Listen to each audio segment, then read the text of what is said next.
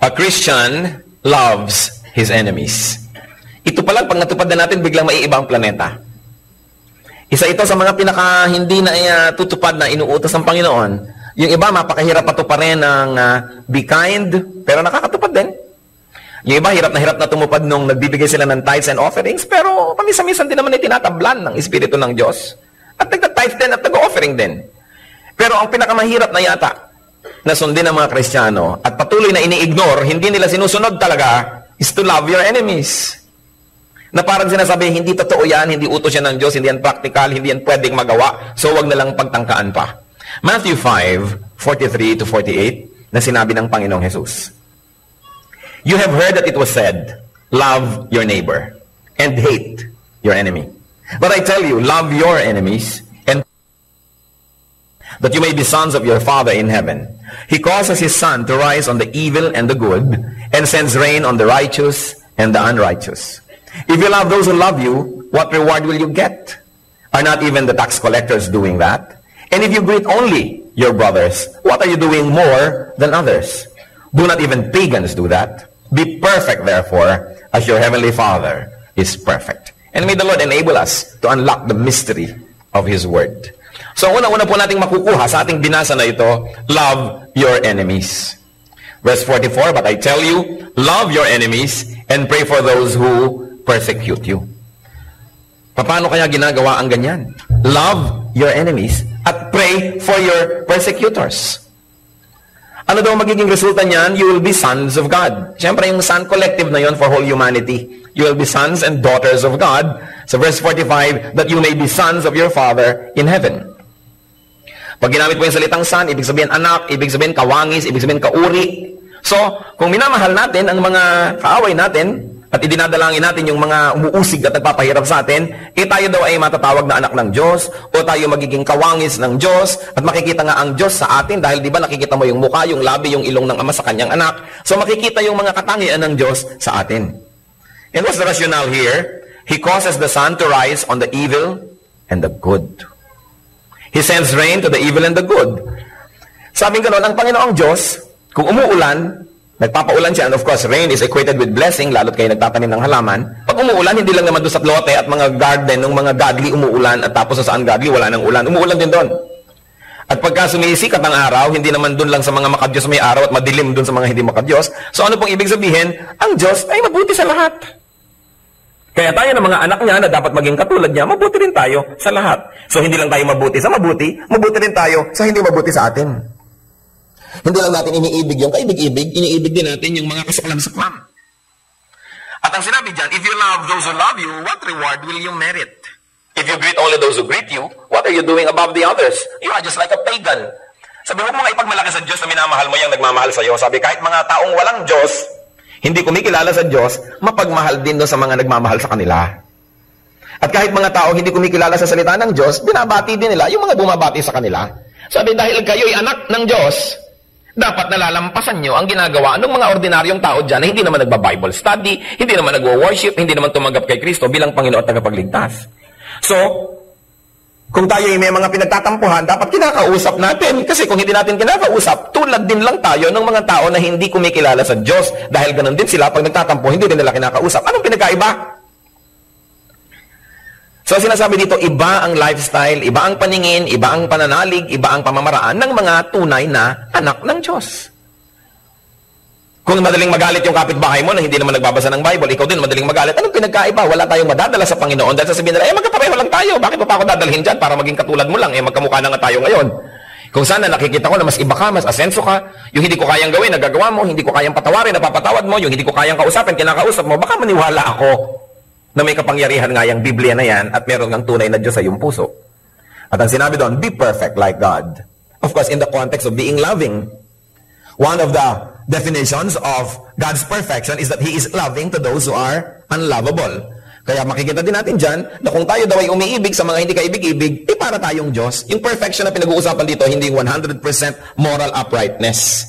But one of the facets of God's perfection here is amplified as loving the unlovable. Therefore, if you love the unlovable, you are perfect like God in that aspect.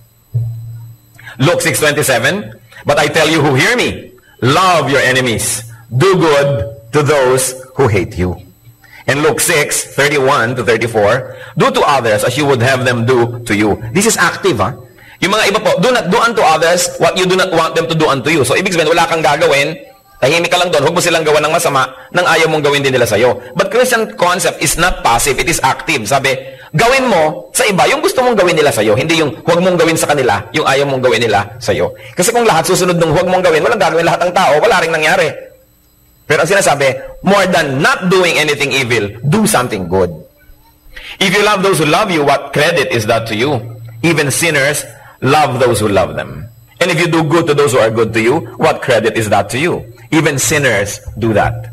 And if you lend to those from whom you expect repayment, what credit is that to you? Even sinners lend to sinners, expecting to be paid in full. So ano po ang mga nadagdag na mga katuruan sa ating mga binasa, aside from mga inulit na love your enemy, nadagdag, do good to those who hate you. May dinagdag pa, bless those who curse you. May nagmura sa'yo, ang sagot mo, God bless you. Pero hindi God bless yung nang iinis. Yung talagang, taos puso. May mga nagsasabi ng masasama tungkol sa atin, ipinamamalitaan kung ano-anong mga kasamaan tungkol sa atin, tapos tayo naman, ipinamamalitaan natin sa iba ang mga kabutihan niya. Pag may nakarating sa kanyang, alam mo ba, yung taong topic ng usapan nyo, topic ka rin niya. Ano nga sinasabi niya? Ang buti mo daw. Ang bait-bait mo raw. Ikaw daw ay merong potential na ganito, talented ka raw.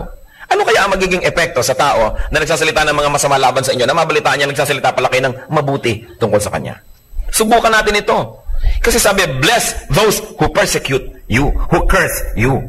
Gano po sa atin, mga kapatid, ang nasubukan na ito at napapatunayan that it really works? Many of us are not able to prove that this is really true because we don't even try. Ang nangyayari sa atin, nakakapanaig yung human nature na pag kami narinig kang masakit na salita tungkol sa iyo, galing sa iba, ang ganti natin masakit din. Kaya hindi matapos-tapos yung mga sakitan na yan. Kaya nga sabi ni Karen Carpenter, can't we stop hurting each other? Tearing each other apart. No? Kaya kailangan tumigil at baguhin yung cycle ng gagawa ko ng masama, susuklian mo ko ng masama, susuklian uli kita, susukli ka rin, di na matapos-tapos yan. Di mo ako kinausap, di kita kakausapin. So hindi kita kinausap, hindi mo rin ako kinausap, humaba na ng humaba. Hindi bagay sa mga anak ng Diyos. Yung mga matatagal na mga di pag-uusap, mga tampu-tampuhan, hindi bagay. Kahit nga sa mga hindi anak ng Diyos, di yan bagay eh. Sa mga anak pa ng Diyos. So bless those who curse you. And then treat people the way you like to be treated. Sabi, do to others as you would have them do to you. In other words, treat people as you would like to be treated by others. And very especially, treat people as you would like to be treated by God. How do you like to be treated? Tayo po ba, anong trato ang gusto natin na tatanggap sa ating kapwa? Nagkamali tayo, anong gusto nating matanggap na trato? Patawarin. Nagkulang tayo, anong gusto nating reaksyon ng mga tao? Punan tayo. Unawain at pagbigyan. Nasaktan tayo, anong gusto nating ginagawa ng mga tao? I-comfort tayo. Bigyan ng ginhawa. Nangangailangan tayo, anong gusto nating treatment? Tulungan tayo at bigyan. Gipit na gipit ka. Gusto mong may tumulong sa'yo na walang kondisyon, walang interest, at sinabing, sige na, pay when able, kung sakaling maging able. Yun ang gusto nating treatment. Napakahirap ng gipit na gipit ka na, pagkatapos mangungutang ka, tutubuan ka pa ng kutakot-takot, wala ka namang magawa dahil gipit na gipit ka na nga. Kaya sasabihin nila, naku, kumapit sa patalim. Ang tao daw nagigipit, sa patalim ay kumakapit. Bakit ka kakapit sa patalim? May Diyos. Kumapit ka sa Diyos. Yun ang pinagkaiba ng mga anak ng Diyos. Meron tayong choice. Bakit ka kakapit sa patalim? Di lalo kang napalubog. Ngayon tayo po, yun ang gusto nating treatment sa atin. Paano nyo ngayon tinitreat ang kapwa? Nangangailangan sila. Lalo ba siyang gigipitin? Lalo't may property siya na gustong-gusto mo, yung ba ang pupuntiryahin mo na, o sige, yun na lang ibayad mo kahit na luging-lugi na siya sa transaksyon. Nagkamali siya, gusto natin agad siya ay i-judge. Kinapos siya, ang gusto natin agad, siya ay singilin. Paano ba natin gustong itrato tayo ng iba pag tayo nagkamali, tayo ang nadapa, tayo ang nagkulang? Ganon din dapat itatrato ang iba. Kung paano tayo natin gustong itrato tayo ng Diyos, Lord, nagkamali na naman po ako, patawarin niyo po ako. Paano pag yung iba naman nagkamali, di mo naman patatawarin? Kaya ang sinabi sa Matthew chapter 6, forgive people so that your heavenly Father will also forgive you. Sabi nga nung dasal, patawarin mo kami sa aming mga kasalanan, gaya rin naman ng pagpatawad namin sa nagkakasala sa amin. So anong ibig sabihin, Lord, kung kuripot po ako sa pagpapatawad sa iba, maging kuripot din kayo sa akin. Kung binibigyan ko ng deadline at hangganan ng pagpapatawad ko sa kapwa, hangganan din ang ibigay nyo sa akin at deadline. Kung masyado akong istrikto sa aking kapwa, maistriktuhan nyo ako. Pero gusto ko po, Lord, ang luwag-luwag nyo sa akin dahil lagi naman ako nagkakamali, pues magiging maluwag din ako sa aking kapwa. Kung paano natin tinatrato ang iba, ganun ang hinihingi nating trato sa atin ng Diyos. So we want to be understood, be understanding. You want to be forgiven, be forgiving. You want to be cared for, be caring. Because what you give is what you keep. It is this paradox in life that you keep only what you give away. So when you give away love, you keep it. When you give away hatred, you keep it. So you keep what you give away. Therefore, you give away what you want to keep. Tayo nga kalaban ng Diyos. Sa ating kasalanan, sa ating patuloy na katigasan ng ulo at mga pagkakamali at pagkukulang, ang totoo ay kalaban tayo ng perfection ng Diyos. Pero ganun pa man, minahal tayo at patuloy na minamahal. Matthew 6:14-15. For if you forgive men when they sin against you, your heavenly Father will also forgive you. But if you do not forgive men their sins, your Father will not forgive your sins. Ang dami pong nakakaroon ng nervous breakdown, nakakaroon ng depression, at kung minsan napopossess ng mga evil spirits. Pag sinuri ninyo ang background, napakalaking porsyento ng mga nade-depress, ng mga na-oppress ng mga evil spirits, at napopossess pa kung minsan, ang ugat is lack of forgiveness. Pag in-interview nyo, pag tinanong nyo, may malalim na galit sa magulang, sa kapatid, sa asawa, sa anak, sa kapitbahay, kung kanino man. Galit na kitagal-tagal na nandun na, nag-ugat na, at kinain at nilaso na ang kanyang buong puso.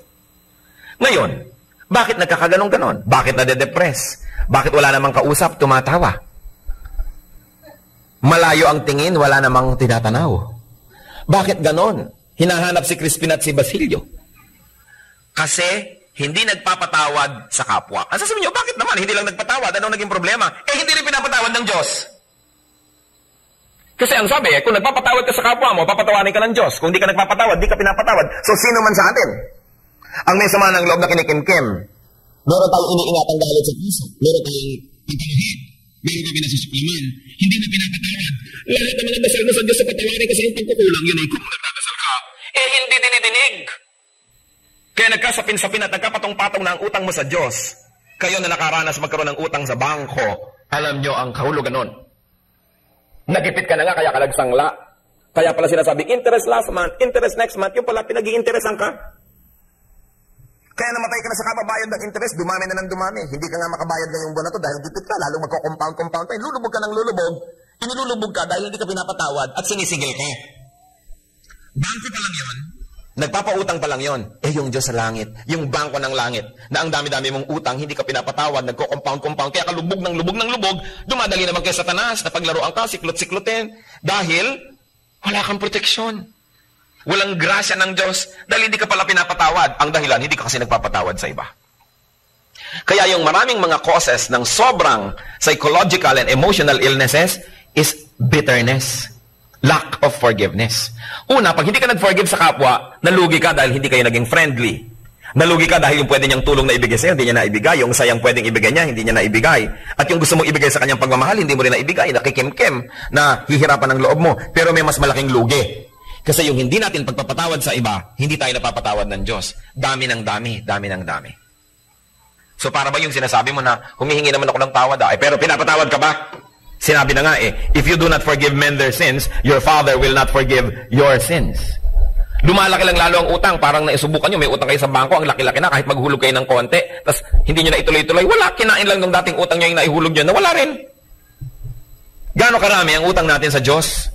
Baka naman dasal kayo ng dasal araw-araw, patawarin nyo po ako sa pagkakamali ko kahapon, kanina. Akala nyo nga napatawad dahil meron pala tayong hindi pinapatawad. Tatandaan nyo ito, verse 15, Matthew 6. If you do not forgive men their sins, your Father will not forgive your sins. And this is Jesus saying it. Kaya mahalagang mahalaga, magpatawad tayo dahil tayo ay banal. At kung hindi naman tayo talaga ganun kabanal, magpatawad tayo dahil tayo ay wise. Dahil kung hindi tayo nagpapatawad, we burn the bridge over which we too must pass. Sa kahigpitan mo sa kapwa, ayaw mong paraanin, sinunog mo ang tulay, pati ikaw, wala ka ng madaanan. And it is the bridge of forgiveness that we all need. So kung ano sa prayer, ganun din sa ibang larangan. No? Pag tayo nagpapatawad, pag tayo gumagawa ng mabuti, nagiging mabuti ang nangyayari sa atin. Luke 6:35-36. But love your enemies. Do good to them. And church, listen. And lend to them without expecting to get anything back. Then your reward will be great. And you will be sons of the Most High, because He is kind to the ungrateful and wicked. Be merciful, just as your Father is merciful. Napakalalim naman ng Christianity. Napakalalim naman ni Jesus sa kanyang mga ipinagtuturo na ito. Love your enemies, do good to them. Pahiramin daw ng walang inaasahang bayad yung mga nangangailangan na mga kaaway. Can you imagine kaaway? So, edi lugi ako, lugi ka sa earth. Pero your reward will be great. At ano yung reward na yon? You will be called the sons of the Most High. Therefore, lahat ng ipapamana ng Diyos sa kanyang mga anak, lahat ng inireserba niyang blessing sa kanyang mga anak, ay mapapasayo. Nalugi ka lang sa taong ito, pero panalo ka naman sa ibinigay ng heaven, kaya hindi ka talaga lugi. Sabi na, be practical. Yes, we should be practical. Sundin niyo ang Diyos kasi siya ang practical.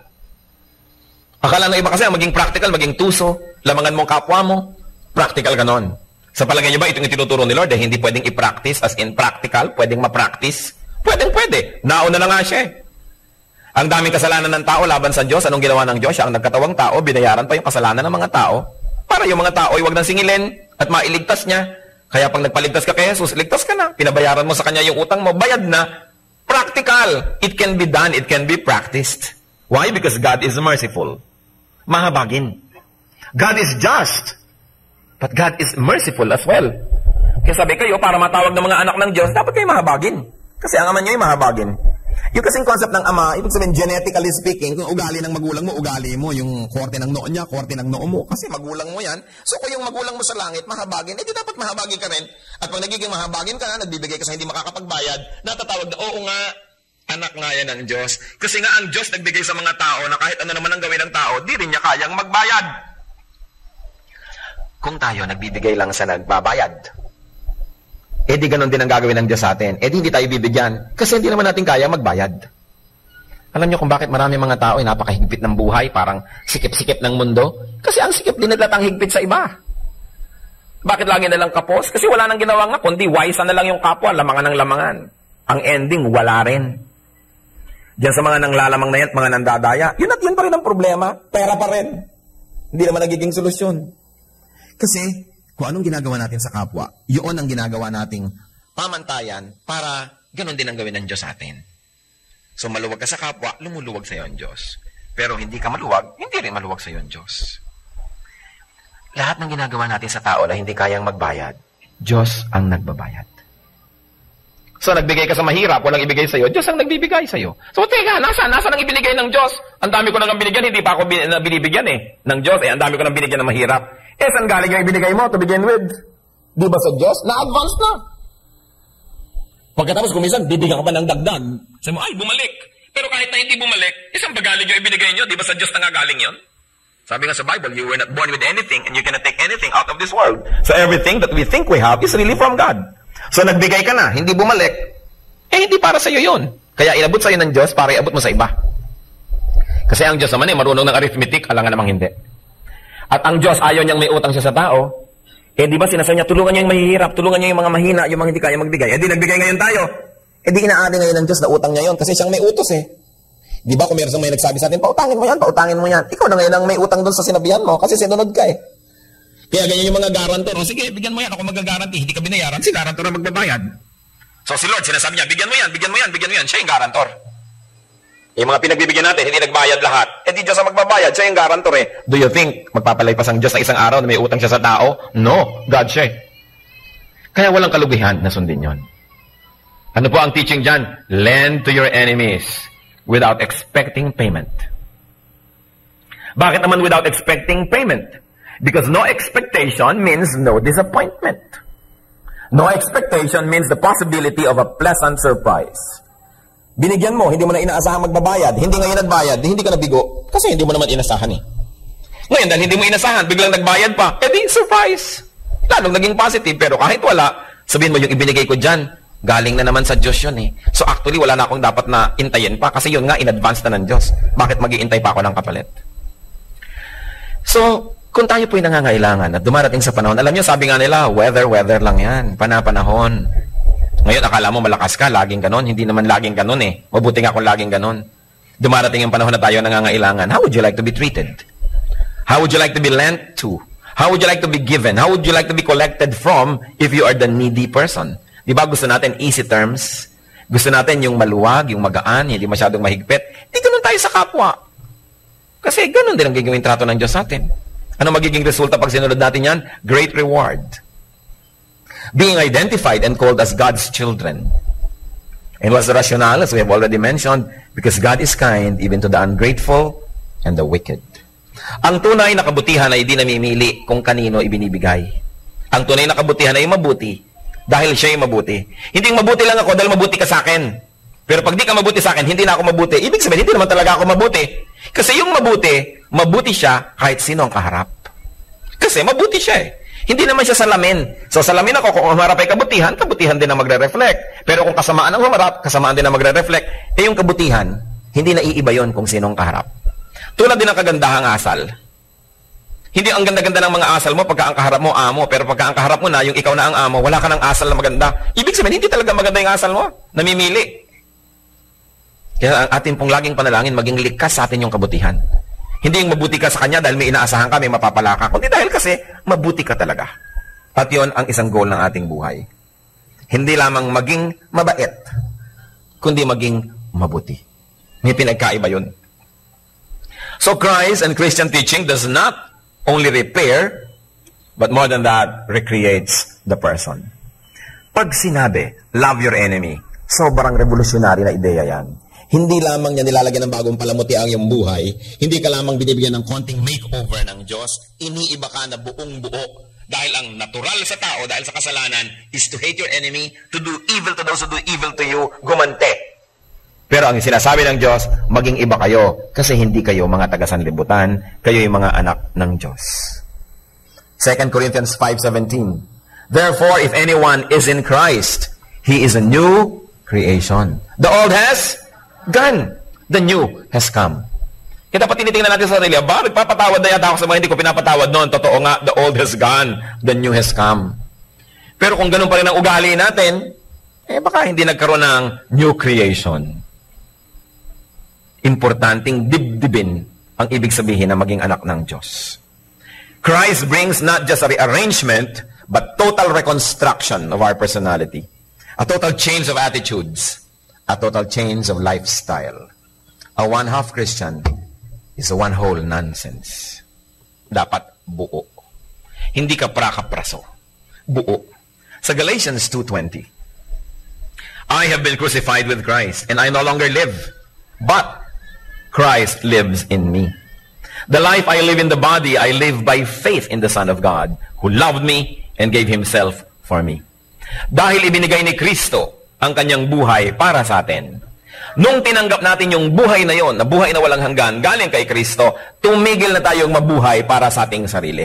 Nagpalit tayo eh. Lord, eto yung buhay kong masama sa inyo na, at please, mamatay po kayo para dyan, bayaran nyo.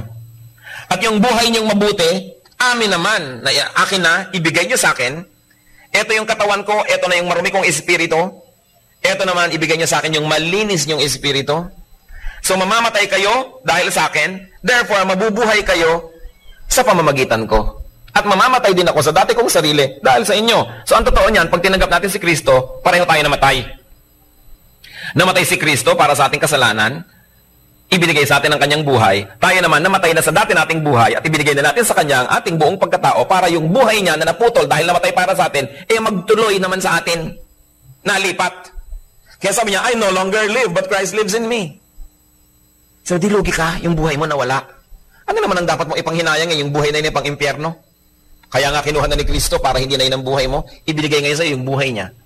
Sasabihin mo, di lugi ka, buong buhay mo, hindi mo nasusundin yung gusto mo, si Kristo na. Gano'n ba kahaba ang buhay ko? 70 years, 80 years, 100 years? Okay na yun, ibigay ko sa kanya. Binigyan naman niya ako ng eternal life na kapalit. So, hindi ako lugi doon. At saka hindi naman laging mahirap sundin si Kristo Mahirap lang sundin sa umpisa. Pero pag pinayagan kong mangyari ang gusto niya, Naiiba na ako na ang pagsunod kay Kristo ay hindi na mahirap gawin, kundi nagiging pleasure, nagiging joy. Dahil totoong naiiba pati ang taste natin. Kaya sabi dito sa Galatians, I no longer live, but Christ lives in me. So kung nung araw na ako ang nakatira dito sa katawan ko, gumawa ka ng masama, gagawan din kita, pero teka, born again na ako eh. New creation na ako. Si Kristo nang nakatira dito. So yung ginawa mong masama, susuklihan ko ng mabuti, kasi si Kristo, yun ang ginagawa niya, at yun ang gusto niya mangyari.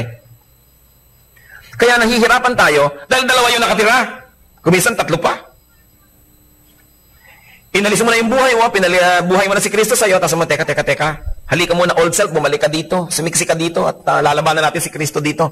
Kaya kuminsan, ang gulo ng buhay natin. Nagtatalo yung loob natin, nagdadalawang loob tayo, dahil dalawa yung pinapatira mo, may 3 pa. Sa taning, halika muna dito, sandali. Sumali ka rin dito sa gulong ito. Kaya pinag-aagawa-gawan tayo noon. Samantala kung single-hearted ka, alam mo, you accepted Jesus as Savior and Lord, siya na ang nabubuhay sa'yo, wala na dapat choice. You know, Christians, ang choice natin, hindi between bad and good. Hindi yun choice. Choice lang yun ng hindi anak ng Diyos. Pero pag anak ka na ng Diyos, hindi mo na choice yung bad. Ang nalilito ka na lang between good, rather, or better. Litong-lito ako kung anong gagawin ko. Sabi ng kaibigan mo, Alin, namimili ka between bad and good? Hindi. Ba't ako mamimili? Hindi ako namimili ng bad. Pwera na yan sa choices. Anong nakakalito? Kasi yung gagawin ko, nalilito ako kung good o better. O good, better, or best. Doon lamang namimili ang anak ng Diyos. Hindi kasali yung bad sa choices. So, ginawan ako ng masama nito. Hinagisan ako ng granada. Ano kaya ang ipapadala ko sa kanya? Tinapay? Tinapay na may palaman?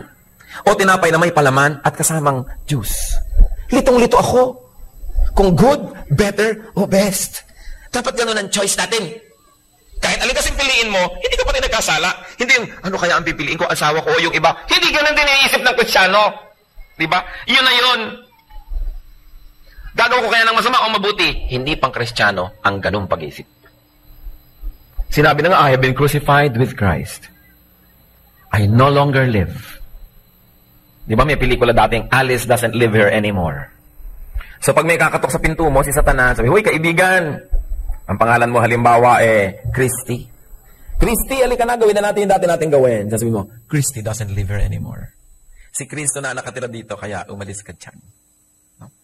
Pero hindi, tayo pa kuminsan na nagsasign doon sa pinto. Satan, welcome. Let's revive the good old days. Paano yan si Kristo nasa iyo na? Papalisin muna natin. Magko-confess na lang tayo bukas. Kaya magulo. Dapat isa lang, hindi dalawa.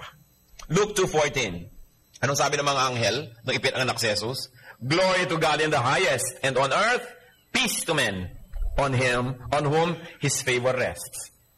Peace talaga ang kailangan natin. Maraming levels, maraming anyo ng peace. But one way to peace can be achieved is by loving one's enemies. This is God's way with men. Love your enemies. Kaya yung mga mag-asawa, dapat magmahalan ng lubos. Sige, bakit anong kinalaman ng mag-asawa? Di ba ang utos, love your wife. Love your husband. Hindi ko na parang asawa yan eh. Para ko na lang kapatid. Para ko na lang kapitbahay. Oops, gotcha. Sabi ni Lord, love your neighbor. So, mahalin mo pa rin. Wala kang choice. Hindi nag-aaway ho kami. Nagbabatuhan kami ng pitchel. Enemy ko siya. Sabi, love your enemy. Wala kayong lusot. Lalo ang mga mag-asawa. Magmahalan na lang kayo. Huwag na kayong makipagtalo sa Diyos. This is God's way. And you know why God wants us to be kind and good? Because kindness blesses.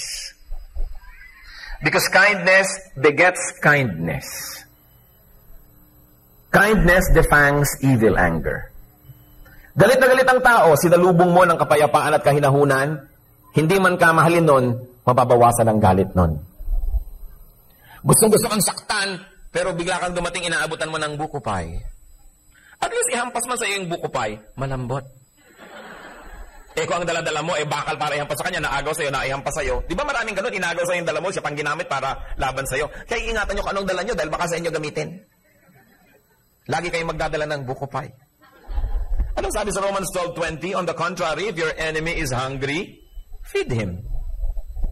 If he is thirsty, give him something to drink. In doing this, you will heap burning coals on his head. So, gumawa daw ng mabuti. Kahit sa iyong parang pineperceive na kaaway. Si Don Pasiano Rizal, Kapatid ng ating national hero at para na rin niyang ama na nagpaaral sa kanya. At pagkatapos naging general ng Katipunan at ng Himagsikan matapos si Rizal ay binaril. At pagkatapos maraming mga Pilipino ang naging maka-Amerikano nung tayo sinakop ng mga Amerika. Nung minsan daw, panahon ng Amerikano, merong kumakatok sa kanyang bahay sa Los Baños. Yung mga katulong, nung makilala yung kumakatok, ay pinaakyat agad dahil ang kumakatok ay si Pedro Paterno. Pero sa tingin ni Don Pasiano, ay hindi dapat patuloyin. Sapagkat ito naging mga federalista, naging mga maka-Amerikano agad. Sabi daw ni Don Pasiano, sa loob ng kanyang kwarto, hindi siya lumalabas. Kung ang kumatok sa ating pintuan ay mga hampas lupa at mga lubos na mga kasuklam-suklam na mga tao, paaakyatin nyo ba sa ating bahay para painumin? Sabi daw ng mga katulong, hindi po. Bueno, pababain si Ginoong Paterno at painumin sa tarangkahan. Ganun daw ang ginawa. Kasi perceive niya nakaaway ng bayan eh. Pero, pinainom pa rin. Hindi na lang doon sa honored place sa kanyang sala. Sabi, if your enemy is hungry, feed him. If he is thirsty, give him something to drink. Siyempre, hindi naman gospel truth yung ginawa ni Don Pasiano Rizal. Ang sinasabi lang natin, nagpainom pa rin. Meron pa siyang basic na pagkatao. Hindi niya tinatao yung dumating, hindi na rin siya magpapakatao. Nagpakatao, wala na lang nung mga dagdag na mga nice things. Ang sinasabi, love your enemy. But this is the most blatantly broken command, probably. Totoo ba na nangyayari sa buhay ng mga Kristiyano? Kasi alam niyo kung totoo, maiiba ang planet. Sa dami na ba naman mga Kristiyano, lalo ngayon, sa dami ng maapektuhan natin na tao, magkakaroon talaga ng change sa pamumuhay ng marami kung susundin natin ito. Why? Because hatred begets hatred. Love begets love. And at least, love weakens hatred or love weakens the enemy. Kung maibigin ka, kung hindi man maging maibigin ang iyong kalaban, at least mababawasan siya ng pagkamuhi at galit. Dahil hindi ka naman kagalit-galit eh. Kaya, ang mahalaga, love. Because love can conquer. Ano po ang sabi sa Proverbs 15, verse 1? A gentle answer turns away wrath, but a harsh word stirs up anger. A gentle answer turns away wrath. Merong tao galit na galit. So, ikaw talaga, bakit yan yung ginawa mo? Hindi mo na alam. Oo nga kasi hindi ako marunong. Pasensya ka na. Di biglang tatahimik yun. Alam ka naman magpatuloy pa, ang gentle-gentle na nga na yun sagot. Kaya kung minsan may mga ginang, mga pasapasa, pastor. Napakasama po ng aking asawa. Pinagbubugbog po ako. Ibig mo sabihin, sister, nakaupo ka, tahimik na tahimik. Nakatingin ka sa mga ulap. Bigla siyang lumapit at pinagsasampi ka kanya. Pagka ganon, dadali natin siya sa Mandaluyong. O baka naman, sumasagot ka. Konti po. Wala namang babae nagsabing, takalakot, tinalaka ko ng tinalakan. Konti ho, sumasagot lang po. Ganyang kabanayad, tulad ng pagsasabi mo sa akin ngayon. Kasi kung ganyang kabanayad at sinaktan ka pa niya, ay may sira siya. Pero kadalasan kasi, tumahimik ka, hindi ako napahimik. Tumahimik ka, hindi ako napahimik. Kaya nakakagulo. Ipasahin, tumahimik ka! Etong kape. Ewan ko naman kung bigla ka pa niya saktan. Talagang baliw na yon. Sabi sa Bible, a gentle answer turns away wrath. Ngayon, hindi naman natin sinja-justify yung mga nananakit, ha? Siyempre, no. Ang ibig lang natin sabihin, kung minsan, nasasakatan din tayo, dahil bagamat siya ang unang gumawa ng mali, yung sagot natin ay mali na rin, pareho na lang kayong mali, kaya nagkakaganon. May gumawa ng mali, may pasok na mali, ang sagot nyo tama. Paano pa siya magkakalakas ang loob na gumawa ng pangalawang mali? Hindi siya makaka-second base. Kasi parang tennis yung galit. Nag-serve, hindi mo pinalo ang bola pabalik. Di walang laro. Nag-serve ulit. Hindi na naman bumalik ang bola. Ang tawag na doon, love. Ibig sabihin, zero. Walang score. No? So, nakakatatlong balik na yung bola, wala nang lamanan. Ibinabalik mo, ibabalik mo. Kaya 3 araw na kayo nagbabalikan, pagod na kayo. Kaya yung mga tennis player, gusto nyo magpahinga, huwag nyo ibalik ang bola. Ganon din yung galit. Lalo na sa galit. May galit siya, huwag nyo suklian ng galit. Titigil yan. Kasi apoy man at huwag niyong gatungan, nauubos. Hindi ba't kaya lumalaki yung apoy? Kasi tatapunan mo pa ng mga lalong nagsisiklab. Hindi matapos-tapos. Ganyan din yung hindi mo ko kinausap, hindi kita kakausapin. Hindi mo ko kinakausap, hindi kita kakausapin. Hindi mo na malaman kung sino nag-umpisa noon. At mahalaga pa ba kung sino nag-umpisa? Sa palagay niyo ba kung ang kapwa siya ang nag-umpisa ng mali? Justified na kayo naman yung huling gumawa ng mali? Hindi na mahalaga kung sinong una at sinong huli. Pareho lang kayo mali. So, we conquer. Because love should conquer. Romans 12:21. Do not be overcome by evil, but overcome evil with good. Overcome evil with good. Sinigawan ka, hindi palakasan ang sigaw. Ang sagot mo mahina. Paano pa sisigaw uli? Overcome evil with good. Because the best way to beat your enemy is to turn him into a friend. Yung enemy na ikadena nyo, matutulog kayo mapayapa? No. Pwede niya makalasyon. At gawang kayo ng masama. Ibinalanggo ninyo, pwede siyang makatakas. Nilumpo ninyo, pwede siyang ipaghiganti ng ibang nagmamahal sa kanya. Pero ang tunay na paglupig sa kalaban, mahalin mo siya. At pag minahal ka na niya in return, yun ang tunay na victory. Yung kamay niya, hindi na niya gagamitin para ka hampasin, gagamitin na niya para ka i-foot therapy. Yung kotse niya, pag dumadaan siya at naglalakad ka, hindi ka niya nasasagasaan, kundi hihinto siya at isasakay ka. Yung mga resources niya, hindi niya gagamitin para gawin ka ng masama, kundi ipang tutulong sa'yo. It is really love that wins. And the best way to beat your enemy is to turn him into a friend. Lalong-lalo ang mga magulang at anak, mga magkakapatid, mag-asawa, hindi bagay na magkaaway.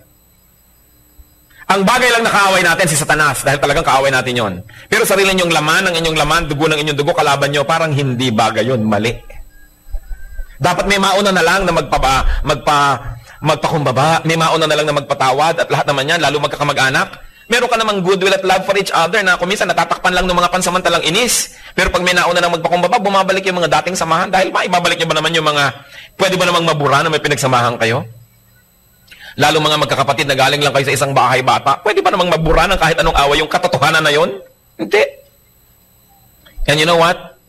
You cannot make old friends. You can only lose them. Pero hindi ka nakakagawa ng old friend kasi hindi mo maibabalik ang panahon.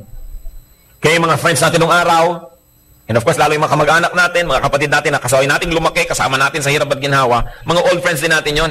Hindi dapat na meron tayong mga hidwaan kasi magkakaroon ka pa ba ng kapatid? Lalo't patay na yung nanay mo, patay na yung tatay mo, wala na, yun na lang yun. Pwedeng malagasan, pero hindi pwedeng madagdagan. So mamahalin mo na lang. Mga dati nating kaibigan, classmate natin nung araw, makaka-invento ka pa ba? Hindi mo na maibabalik yung 1962, 1954? Hindi na. So yung mga naging kaibigan mo noon, pakonti na lang ng pakonti yun habang sumasa kabilang buhay, pero hindi na pwedeng madagdagan. So minamahal mo. Friends multiply our joy and divide our sorrow. That's why it is important to be friendly. Alam niyo kung bakit itinuturo ng Diyos na maging friendly tayo? Kasi mahal niya tayo. Kasi alam niya that friends can be channels of blessings.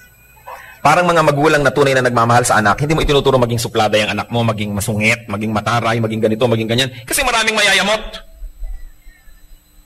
Pero tinuturoan mo siyang maging mabuti, mapagpakumbaba, para maraming matuwa sa kanya at maraming magmahal, hindi lang ikaw. Yun ang magandang pagmamagulang. Dinadamihan mo ang mga iibig sa iyong anak, hindi yung tinuruan mo maging tamad o tinolerate mo, ng tao na kasama na inis. Masyadong selfish, walang natutuwa. So pag namatay ka na, wala na ibang mag-aalaga sa kanya. Kaya yung magulang natin sa langit, tinuturuan tayo maging mapagpakumbaba, maging mabuti. Kasi alam niya, pag ganun tayo, dadami pa ang magmamahal sa atin. Hindi tayo ipinapalugi ng Diyos, ipinapatalo na magpakumbaba ka, magpasensya ka. Bakit kayo ipapatalo ng Diyos? Mahal ka niya. Pinapapanalo nga tayo eh. Kasi alam ng Diyos na ang tunay na panalo is when you turn your enemies into friends. That's the real victory in life. Dear Lord, salamat sa mga paalala nyo. Salamat sa katotohanan na mahal nyo kami. Na mga itinuturo nyo sa amin na hindi kalugihan, kundi ito yung mga kalakasan. Turuan mong makita namin yung katotohanan na to. Tanggalin mo, Panginoon, ang mga takip sa aming mata. Sa pagsuko namin ng aming buhay, ipakita mong mga napaka-praktikal na katotohanan sa iyong mga katuruan. Na ang pagsunod sa iyo hindi kalugihan, kundi tagumpay pa nga. Lord, ipakita niyo po sa amin how we can be loving to our enemies. How we can be like your Son Jesus, who loved us although we were not lovable. Hipuin niyo ang aming puso. Maraming beses na naming narinig ito, na memorya pa ang mga verses. Pero tingnan niyo, Lord, kung totoo at nangyayari sa aming buhay o hanggang salita na lang ba ito. Bigyan niyo po kami ng kapangyarihan ninyo. Pinasasakop namin sa iyo ang aming puso. Makapangyari kayo. At kami mga nagtitigas-tigasan ng loob, tinatanggihan ng mga katotohanan ito, basagin mo, Panginoon, ng iyong kapangyarihan. Ang mga pagmamatigas na ito. Turuan mo kaming magpakumbaba at gawin ang tama. Salamat sa iyong mga paalala. Mga kapatid, patuloy tayo yumuko sa presensya ng Diyos. At sa ilang saglit, hayaang ang Espiritu ng Diyos ang mag-minister sa ating lahat. Paano ba tayo dapat maging loving? Do we keep enemies? We should end it. Lalong-lalo mga mahal natin sa buhay, mga kamag-anak natin, malalapit sa atin, mga kasama natin sa trabaho. Lason sa buhay natin ang may mga kasamaan ng loob. Wakasan, gawing totoo si Kristo sa ating buhay. Be with the Spirit of God for a while, and may you be blessed.